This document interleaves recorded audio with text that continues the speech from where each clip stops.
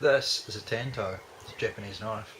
It probably wasn't made in Japan, but that's fine. As you can see, it, well, hopefully you can tell that it is incredibly sharp, and it's got the stereotypical handle similar to a katana with a smaller, is it tsuba? It begins with T. Um, it's an interesting weapon. It's short, as you can see, so I'll step back. See? I believe it would have been used for Sedemku, for the belly cutting. While you're on your knees, you cut your belly, your friend chops your head off, boom. Yeah, what a nice way to go. It's an interesting weapon compared to some other things. It's just a typical knife, really, but I kind of like the handle. It's a bit more comfortable than, say, a nylon fibre, whatever it is, handle that you get on maybe a modern hunting knife.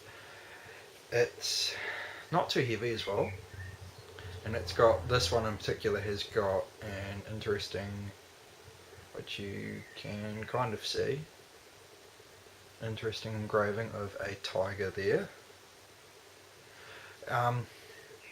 The other thing is, I'm wearing a Star Wars t-shirt, which you can't properly, you can kind of see. Um, Here's something that I really, I've been a huge Star Wars fan for like forever, and there's a new trilogy on the way that is fantastic, and I don't care that there's a dude in stormtrooper armor who is African American. I don't care about that because in their universe, race doesn't matter, skin color doesn't matter. It should be like that now, but it's not. It's kind of stupid, really.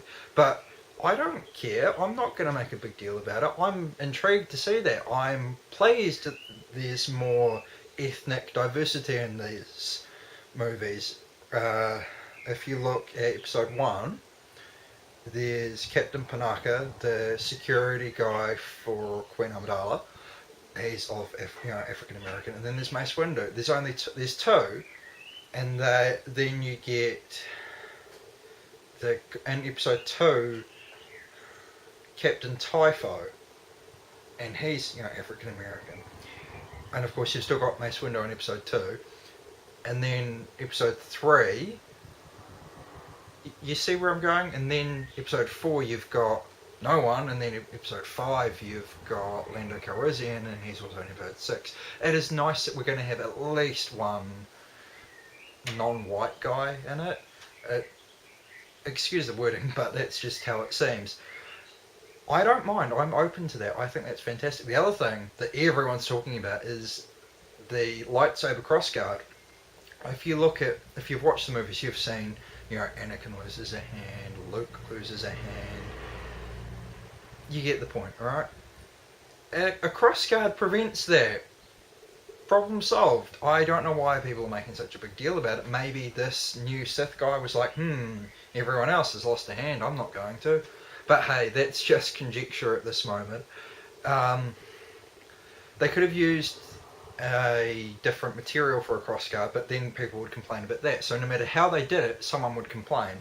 I loved the trailer, to be honest. It's nice to see the X-Wings and TIE Fighters again. As far as the whole Force being the potential of the Force being dormant since episode 6, and it's like 30 years later, and now there's a resurgence.